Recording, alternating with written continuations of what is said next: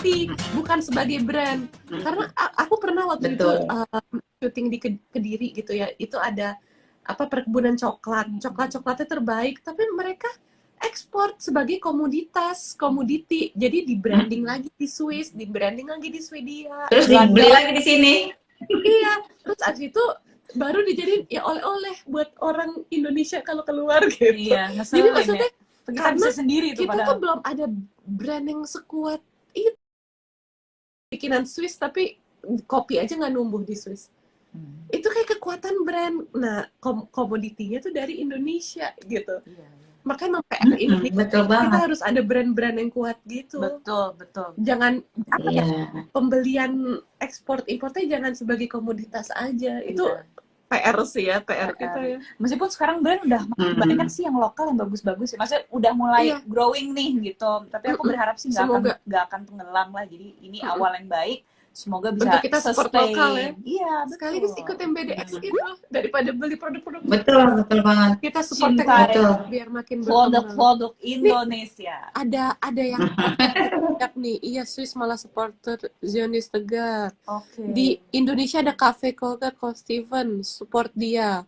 Kami di Malaysia pun support, tapi saya cabar. Oh di Malaysia. Wih, Mbak. Wah, Masya Allah, Malaysia. Nonton Mbak Tiri. Semoga manfaat. Luar biasa ya, Masya Allah. Ini saudara kita juga ini. Dan teman-teman kalau misalnya belajar dari Malaysia, Masya Allah, Malaysia juga punya ide boykot yang bagus tuh ya. Jadi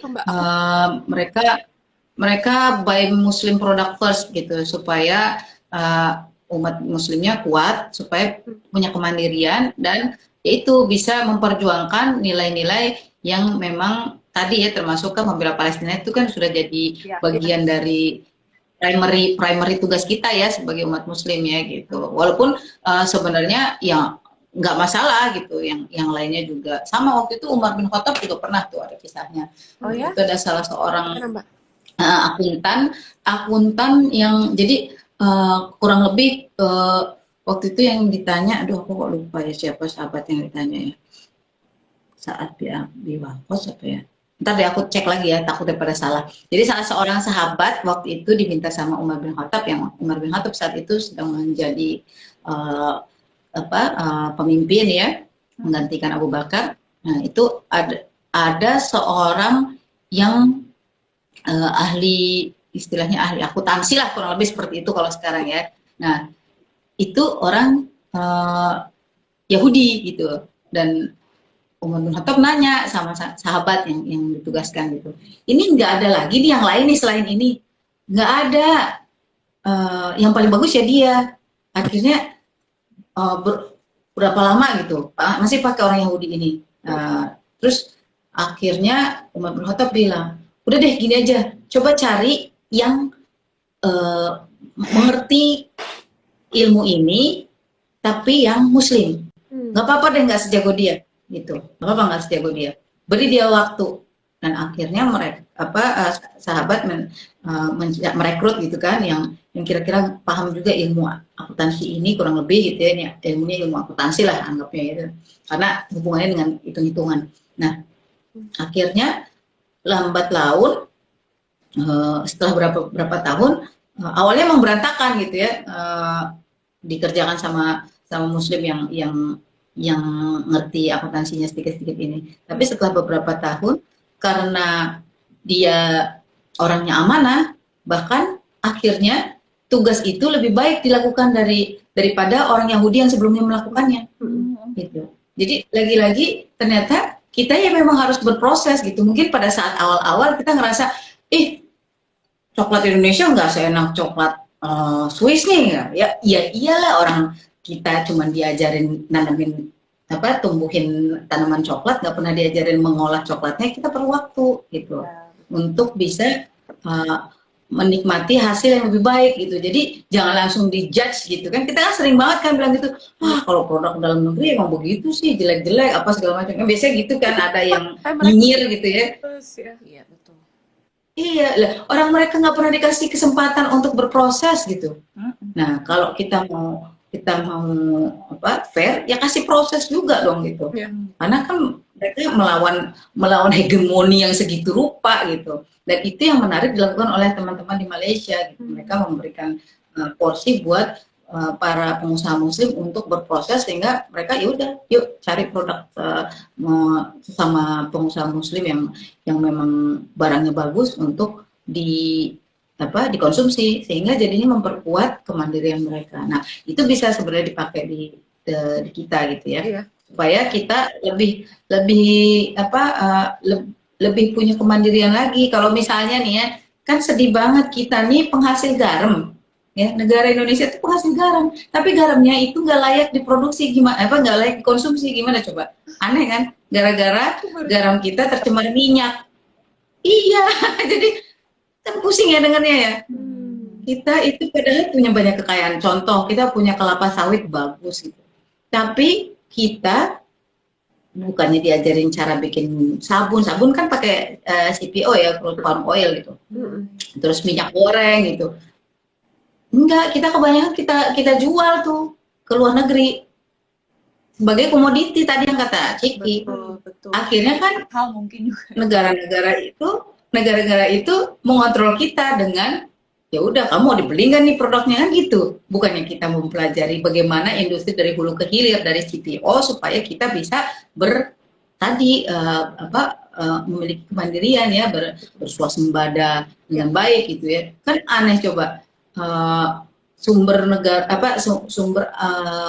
energi terbarukan itu dari kita, tapi kita di satu sisi menghancurkan hutan kita demi sumber energi terbarukan yang diakses oleh seluruh dunia. Kitanya sendiri hancur-hancuran, kan aneh ya? Iya. Nah itu akibat apa? Kita kurang belajar. Coba deh kita belajar, termasuk dalam hal konteks ini nih. Ngomongin Palestina tuh ngomongin semua aspek soalnya. Jadi insya Allah abis ngomongin Palestina, insya Allah tambah pinter. Di Quran aja tuh banyak banget ya lokasi-lokasi di Palestina dibahas. Oh ya. Benar banget. Mungkin 80% kali 80, ya. Iya betul aku pernah dengar sih. Kayak kalau random buka aja surat ini kejadiannya di sini, di Al-Quds gitu, kayak Baitul Maqdis, sekitar situ aja gitu kejadiannya. Iya. Kayak, betul. Banyak yang maksudnya kayak emang membela Palestina tuh sebenarnya kayak membela sentranya yang banyak hal terjadi di sana gitu. Bahkan akhir zaman juga ntar ada sesuatu di sana. Iya. Jadi kayak betul. Kita harus meyakini karena di surat Az-Zukhruf ayat 61 itu disebutkan bahwa Nabi Isa alaihissalam memang akan kembali ke bumi ya untuk kedua kali untuk mengerjakan tugas unfinished business-nya, yaitu untuk membunuh Dajjal Al-Masih ya. Kalau saudara-saudara kita yang non-muslim mungkin akan mengenalnya sebagai antichrist gitu. Nah itu terjadinya itu di pintu Lut itu agak sedikit ke utara kalau nggak salah ya. Utara. Oh ada ya? Pokoknya ada di atasnya Baitul Maqdis, di atasnya Yerusalem. Itu nanti akan terjadinya di sana gitu. Aku kok takut ya. Nah, ya itu ilmu dari Rasulullah loh gitu. Dan Rasulullah kan bukan pembohong. Rasulullah itu nyampein semuanya itu langsung dari malaikat Jibril yang merupakan utusan dari Allah gitu.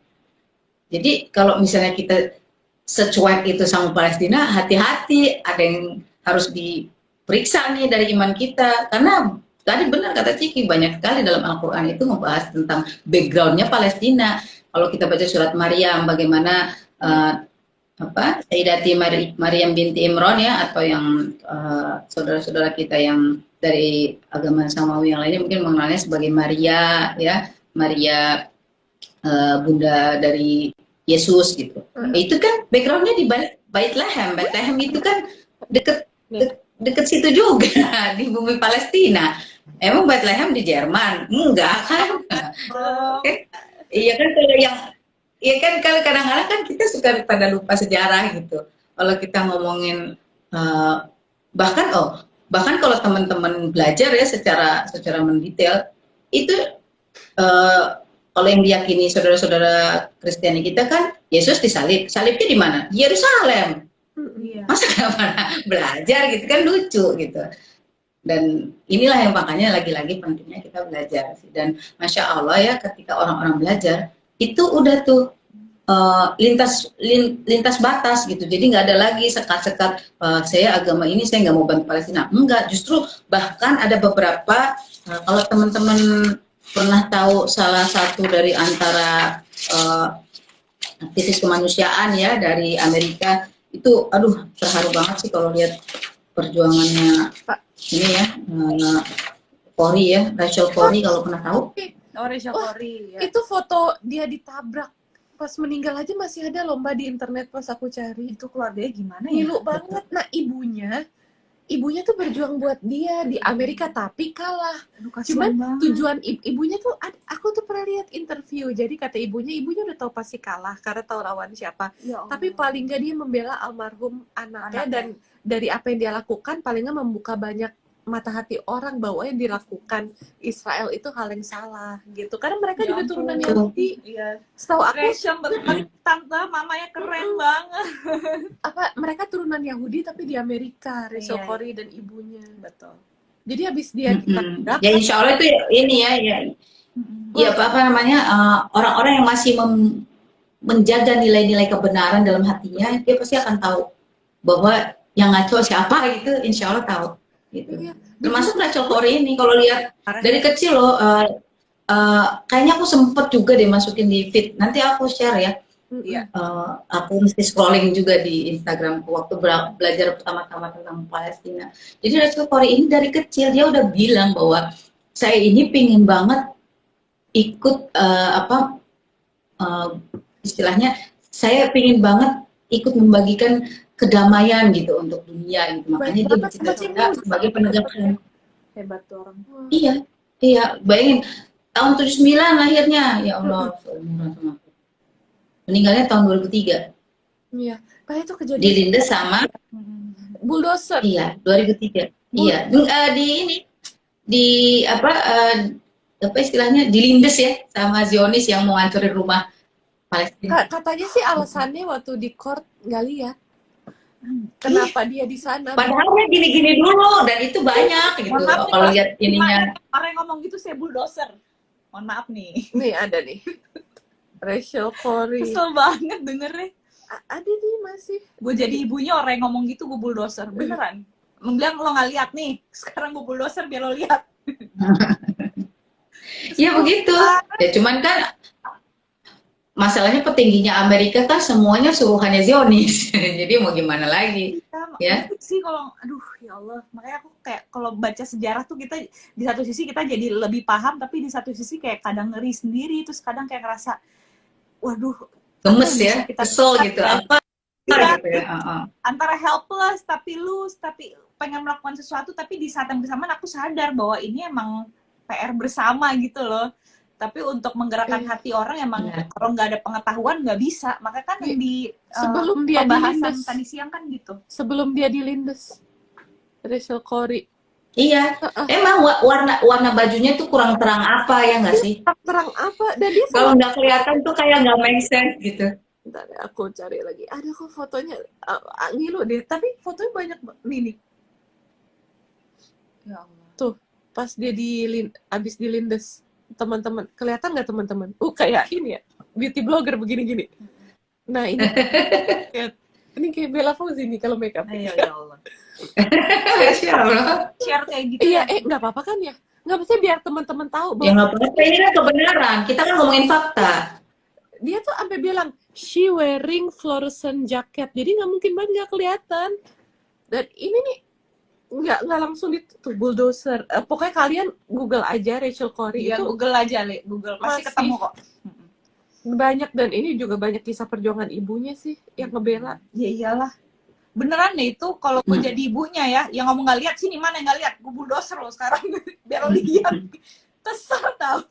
Tapi nggak heran mereka ibunya kalah karena memang lagi-lagi Amerika itu perpanjangan tangannya Zionis. Iya emang itu kenyataan. Mau orang suka nggak suka, enggak kok gitu. Iya, that's the reality guys. Kalau masih ngelak juga mungkin ya harus ikro lagi. Tapi kayak ini ya, gara-gara kejadian Rachel Corey ini banyak orang jadi yang membela Palestina atas dasar kemanusiaan kalau teman-teman Google. nih. Kayak ini mereka bukan Muslim dan ini di DC, Washington DC yang membela. Betul. Jadi terbuka karena kejadian Rachel Corrie ini. Ya Allah. Mata hatinya kebuka ya. Jadi nuraninya sebagai manusia, alhamdulillah ya, jadi terbuka. Dan selain itu ada juga Thomas, bacanya gimana sih ya, Thomas Horndal. Ini orang Inggris kalau yang ini. Coba aja deh teman-teman browse deh, Thomas Hurndall. Kita Google. Gimana Mbak? Punten spellingnya? Thomas Hurndall.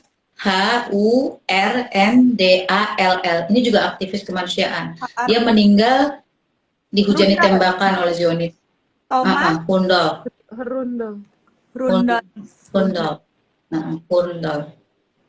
Kok nggak ada ya gue? Ada. Bukan nggak? Horndal. Tom Horndal. Wah, jadi iya, relate Rachel Corrie lagi, Tashir Hyde, relate yang mirip-mirip kayak Rachel Corrie. Iya. Memang banyak sebenarnya yang nasibnya tragis, perjuangan kemanusiaan di sana, cuman nggak pernah dibahas, jarang. Kan yang menguasai kan Zionis yang menguasai pemberitaan ini gitu. Jadi ya makanya kita harus cerdas, terus mencari informasinya gitu. Dan ini yang lebih memilukan, ditembakin dalam kondisi dia memeluk anak Palestina yang diincar sama Zionis. yang nembak IDF, Israel Defense Force. Ini nggak ngerti nih konsep defense-nya dari mana nih nembak. Nah, ini kayak pola pikir harus coba cari deh defense-nya sebelah mana. Iya, benar. Tapi Mbak tadi pas kita lagi ngebahas tentang si Israel defense itu, ada yang komen nih, saya lupa siapa, jadi dia bilang bahkan mantan tentaranya sendiri juga banyak yang jadi gila. Jadi gara-gara mereka nggak kuat nih. Iya, stres. Karena tadi ada yang komen ya. Banyak yang mungkin berlawanan sama hati nurani gitu kan. Suara hati. Mereka nggak kuat, keluar jadi gila. Mantan tentaranya. Betul. Malah ada yang sampai ada yang ini, teman-teman kalau sempet nanti iseng-iseng cek deh. Jadi ada yang sampai ke court gitu ya, minta pengadilan, minta negara untuk bayar ganti rugi kegilaannya dia karena dia stres, karena dia nembak orang Palestina, itu dia mimpi buruk. Jadi ditanya gitu sama dead bodies yang dia tembak itu, why did you kill me gitu. Itu terus gitu sampai akhirnya dia stres. Iyalah. Gitu. Bayangin. Iyalah. Karena kan yang dibunuh orang nggak, gimana sih kalau orang ada salah sama kita, misalnya dia bunuh saudara kita bunuh balik ya, kita punya reasoning lah minimal gitu. Ini kan enggak. Cuman disuruh perintahnya pokoknya tembak aja gitu. Iya. Bayangin segitunya. Nah, orang-orang yang punya hati nurani pasti stres sih. Gitu. Dan ya ini sekarang lagi-lagi sebenarnya semua battle di dunia tuh apa sih? Battle between good dan evil kan? Iya. Apapun deh. Itu intinya. Iya kan? Nah, kita mau di barisan yang mana? Barisan kebaikan atau barisan kejahatan? Kalau kita melihat ya sebaik-baiknya orang ngebungkus dirinya, katakan ini ya, ada bangkai gitu, mau dipitain sekeren apa, mau dikasih baju kayak apa gitu, tetap aja itu bangkai kan, pasti bau gitu. Benar. Jadi sebaik-baiknya pelaku kejahatan membungkus dirinya dengan sok-sok baik, tetap aja kelihatan juga. Tetap aja kelihatan. Betul. Sepandai-pandainya tupai melompat, pada akhirnya kan jatuh. Iya, aku jadi lihat foto-foto Tom Horndal. Masih muda banget. Iya, masih muda. Itu tahun 81 kalau nggak salah. So young, maksudnya. Ini anak-anak sih kalau jadi orang tuanya yang idealis ya. Iya, makanya hebatnya. Betul. Bayangin orang tuanya sih Mbak, ya Allah, anaknya meninggal duluan ditembak. Iya, makanya. Kalau jadi orang gue tembakin lah gitu. Mana nembakan aku gue tembak loh. Tapi ini nih kayak bahkan Nelson Mandela kalau teman-teman ingat kan salah satu pidatonya, sesungguhnya kemerdekaan kan waktu itu kan beliau kan memperjuangkan ini ya anti apartheid ya kan, karena kan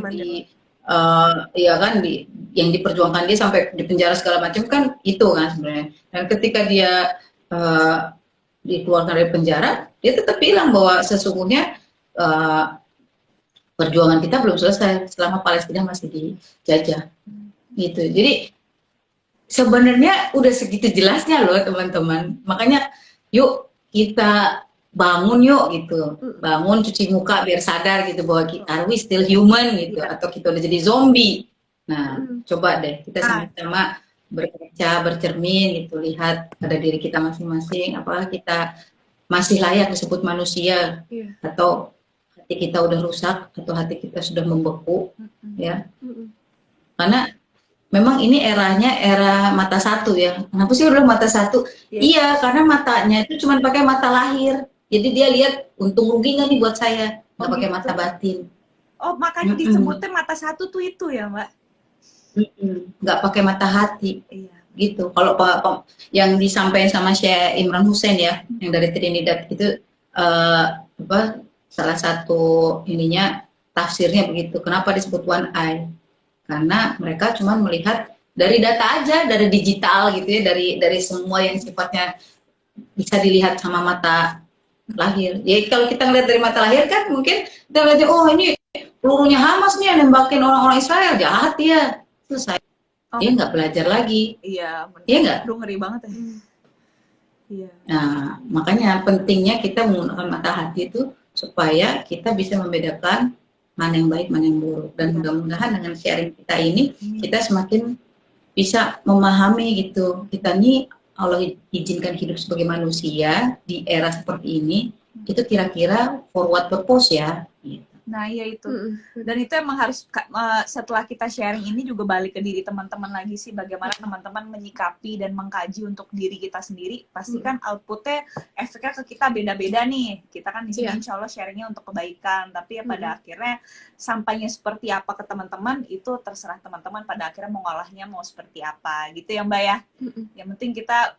Tapi sekali lagi mau di highlight, if we are a good citizen as kita sebagai orang warga negara Indonesia, kita kan berangkat dari konsensus bersama ya, bahwa negeri ini didirikan dengan perjuangan darah air mata dari para pendahulu kita. Nah, para pendahulu kita itu segitu cintanya sama Palestina. Benar, betul. Terus Palestina berjasa. Bagaimana Palestina? Nah, dan Palestina segitu jasanya sama kita. Nah, kira-kira kita mau ada di mana nih dalam konteks perang pemikiran inilah gitu. Kan? Karena kan satu sisi kan kita bukan perang fisik nih sama, kalau kayak saudara-saudara kita di Palestina kan perangnya fisik tuh, langsung ketemu sama Israeli defense gitu ya.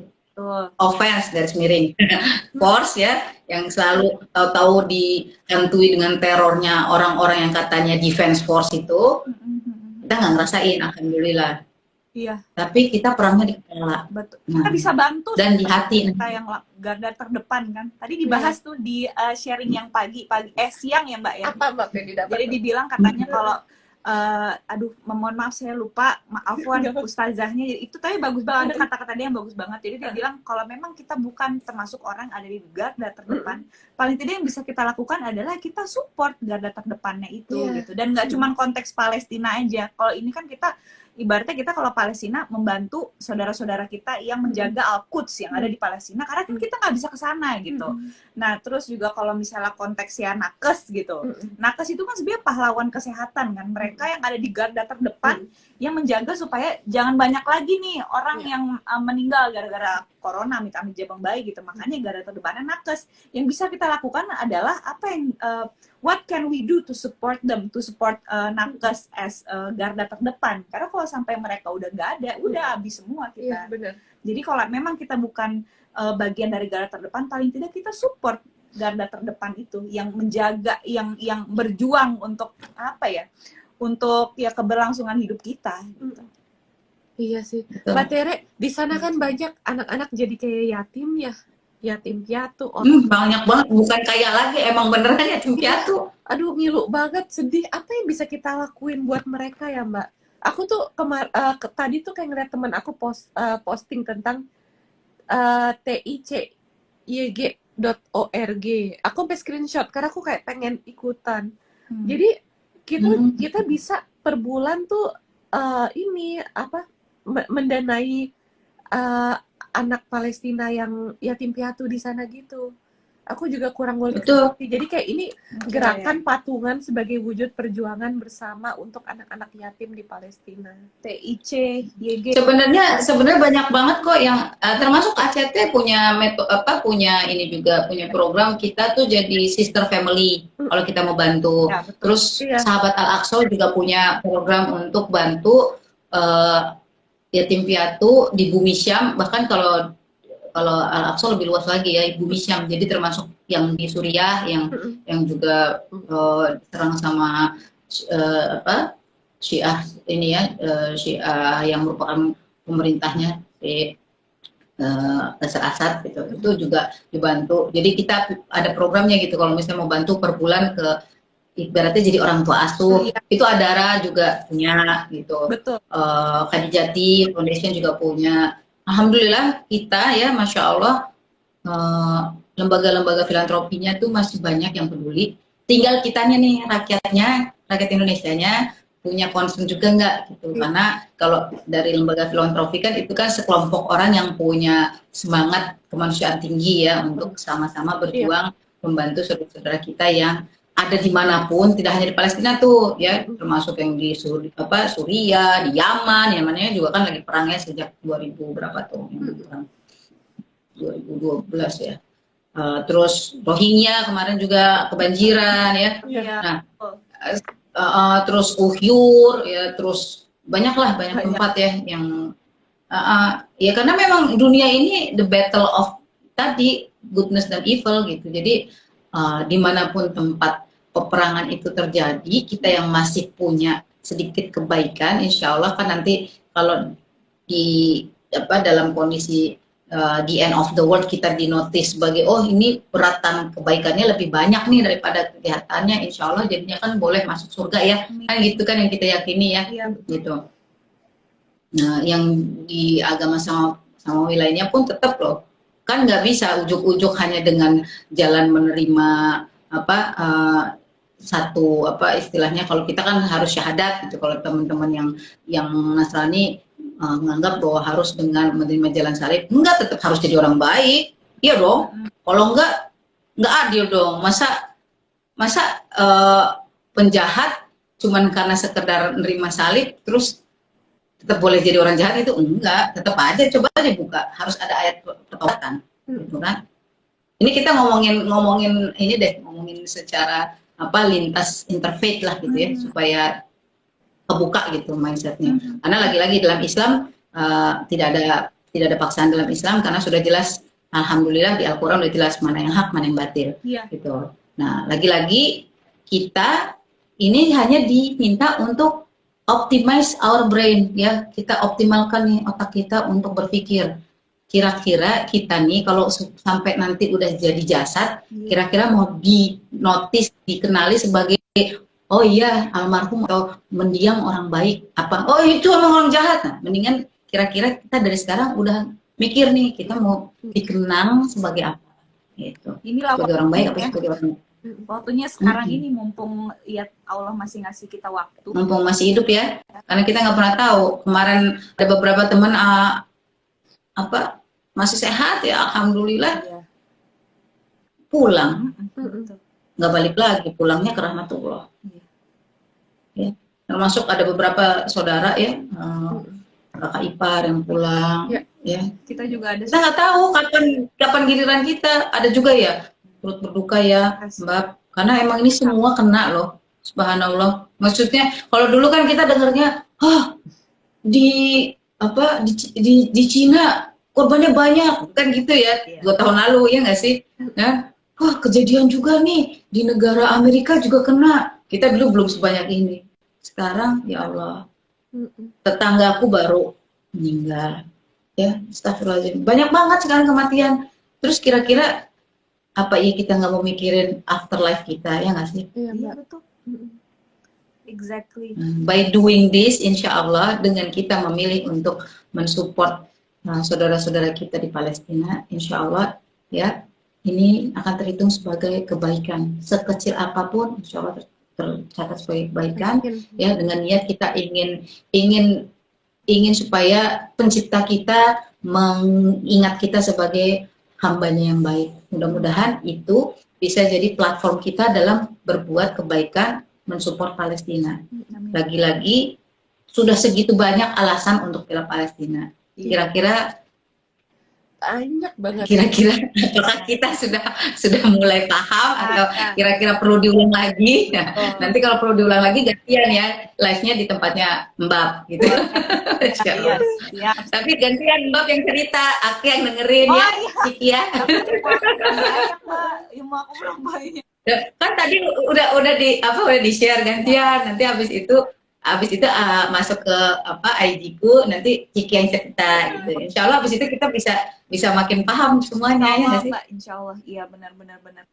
Ya kita lakukan apa yang bisa kita lakukan ya untuk sama-sama ya belajar lah mengkaji. Kalau kita mengkaji kita nggak paham soalnya. Dan gitu. dengan ini tuh jadi kayak Betul. fresh lagi sih. Mungkin ada hal yang dulu kita pernah tahu. Nah, Dengan ya. adanya kayak gini tuh jadi oh iya ya. Jadi Iya. kayak di remind lagi. Betul.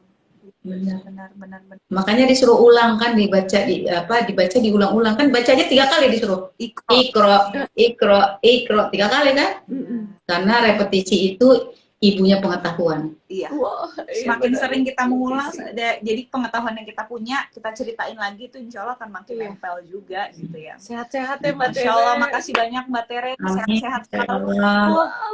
Makasih banyak. Sama-sama. Iya, aku mohon maaf lahir batin bukunya belum sampai, tapi begitu bukunya sampai nanti yang dapat hadiahnya akan dikirimin ya. Oke. Insya Allah berarti buat yang ini juga berarti ada 2 buku ya. Silakan dipilih loh. Oke. Mbak sama Mbuk buat yang ini yang sekarang sebelum kita tutup ya. Kita kan sering banget bilang, bosan di rumah nih PPKM apa segala macam nggak kemana-mana. Justru ini waktunya yang paling enak untuk kita baca, untuk kita belajar. Benar. Betul. Iya, kalau semuanya insya Allah ada hikmahnya ya kalau kita mau lihat dari sisi yang berbeda. Iya. Mbak Tere, sebelum udahan, Iya. ada yang nanya, boleh di-review nggak semua buku judulnya apa aja sebelum kita mengudahi ini? Ya udah, Mungkin sebelum ada yang mungkin ngerasa, iya kalau nggak menang giveaway, paling nggak bisa cari sendiri gitu, Mbak. Oke. Maaf ya Mbak, ada maaf ya Mbak, abis ini saya tutup. ini yang nanya, aku ngelihat dia tiap kita live nonton dan Nonton. aktif Mbak. Oke. Jadi ini aku Masya Allah. fasilitasi yang nanya aja. Mohon izin ya Mbak Tere. Iya, nggak apa-apa. Ini tadi juga buku yang bagus nih. Alhamdulillah aku belajar banyak juga dari buku yang ditulis sama relawan-relawan dari Sahabat Al-Aqsa. Ini nulis Bu Santi dan tim. Jadi kalau teman-teman tahu Sahabat Al-Aqsa ya, salah satu lembaga filantropi yang fokus sama Palestina. Nah, ini buku yang mereka buat dari pengalaman mereka belajar. Jadi mereka awalnya cuma semangat kemanusiaan tanpa tahu Palestina. Tapi alhamdulillah mereka ketemu sama banyak guru di sana dan akhirnya pengalaman itu jadi buku gitu, Masya Allah. Insya Allah. Ini buku yang bagus. Terus yang ini yang kemarin udah di share sama Mbak Bu. Baca. Ini yang nulis share dari kelahiran Palestina. Kelahiran Palestina, dan alhamdulillah beliau bisa bahasa Indonesia juga loh, karena sekarang dia lagi di Indonesia ya, karena sedang jadi pelarian dari Arab Saudi, karena Arab Saudi sudah ngincer gitu. Terus ini juga Syekh Tariq ini kalau nggak salah dari Kuwait ya, Syekh dari Kuwait. Syekh dari Arab yang tinggal di Kuwait. Tapi karena beliau itu sangat vokal sama pemerintah Arab Saudi, itu kalau nggak salah sekarang juga sudah ditarget ya. Aku nggak tahu apakah sudah ditangkap apa belum. Tapi berita terakhir dia sudah ditarget juga. Gitu. Waduh. Jadi memang yang bicara tentang Palestina ini, subhanallah, dapat privilege sama Allah untuk jadi orang-orang yang most wanted di dunia, gitu. Masya Allah ya. Iya, gimana ya? Terus ini yang dari Kairo Mesir. Ini juga bagus bukunya. Semoga Untuk kapan tuh Itu teman-teman apa? Boleh bacain nggak Mbak judulnya biar teman-teman yang nonton mungkin bisa. Oh iya, tadi oke. Yang tadi itu buku kecil Baitul Maqdis ya, teman-teman. Buku kecil Baitul Maqdis buat ini ada ininya juga, ada petanya. Jadi Masya Allah, kalau kita pengen tahu kan selama ini kan sering kali enggak yang kubah emas, bukan yang kubah abu-abu, enggak, semuanya satu komplek. Iya, itu satu kompleks. Tuh. Sampai ada petanya. Iya, ini di buku kecil Baitul Maqdis dapat peta itu, terus sampai dikasih lihat ininya, nama situs-situsnya apa aja gitu. Jadi Masya Allah, ini buat pengetahuan banget sih kalau teman-teman pengen tahu detailnya gitu. Tuh. Nah, itu teman-teman. Ini ada bisa cuman memang ini iya. Ini biasanya dibelinya kalau apa di ini deh di Sahabat Al-Aqsa, nanti coba aja tanya ininya. Iya. Tanya ke adminnya gitu. Okay. Karena waktu itu aku belinya masih agak sebelum terjadi kehuru-haraan ini, jadi masih lebih gampang. Kalau sekarang iya buku yang agak lumayan lama, tapi ini nggak lama-lama banget sih. Iya. Kayaknya setahunan lalu apa 2 tahun lalu gitu. Iya. Jadi buat teman-teman, terus yang ini tadi di save, kalian bisa screenshot ya. Iya, bisa. Ntar di YouTube-nya juga Mbak. Insya Allah. Jadi kalian bisa lihat tuh contekan buku-bukunya kalau yang tadi kelewatan. Oke. Kalau ini agak baru kok, ini bukunya nih, nggak terlalu lama. Oke. Itu. Ini sejarah dan keutamaan Masjid Al-Aqsa dan Al-Quds. Wow. Ini Syekh Mahdi yang dari Palestina. Iya, betul. Iya. Nah, itu dia ya tadi. Terus ini. Nah, ini teman-teman. Syekh Tariq, ensiklopedi Palestina bergambar. Ini yang detail dia dari awal, dari zaman prasejarah sampai perjuangan post ini ya, post modernnya gitu, termasuk perjuangan para political power gitu ya, orang-orang yang di ranah politik dalam perjuangan Palestina. Sampai Erdogan juga ada di sini ya, Recep Tayyip Erdogan. Itu juga dibahas di sini. Oke, gitu. baik. Karena yang paling vokal sejauh ini baru beliau ya, yang vokal bilang kalau Al-Quds runtuh, Indonesia Jakarta runtuh. Pernah dengar nggak? Enggak. Nah, nanti aku share ya. Dia ngomongnya sangat jelas banget. Jadi benar-benar menggugah banget buat kita. Terus tadi yang ini Palestina kewajiban yang terlupakan. Iya. Wah. Itu. Nah, ini tadi yang Dr. Algib ini dari Kairo, Mesir. Terus ada, sebenarnya ini juga bisa mendukung nih bukunya Prof. As-Salabi. Orang mana, Mbak? Nah, dia itu orang Kairo apa Irak ya, aku lupa sih. Nama-nama Arab gitu. Afwan Mbak, ini kan aku takut kasihan Mbak juga udah 21.36. Nanti kalau Mbak kasihan banyak, aku tegen aja sih. Mungkin nanti kalau misalnya Oke, berarti segini dulu ya, karena sebenarnya bukunya yang bisa agak masih ada beberapa lagi, cuma nanti segitu dulu aja. Mungkin teman-teman bisa akses. Baik. Nanti ini aja supaya teman-teman sama-sama enak. Nanti kan selain dari ini IG Live Ciki akan di-download juga ke YouTube Bella. Nanti di YouTube aku akan tulis di caption nama buku-buku yang bisa teman-teman rujuk.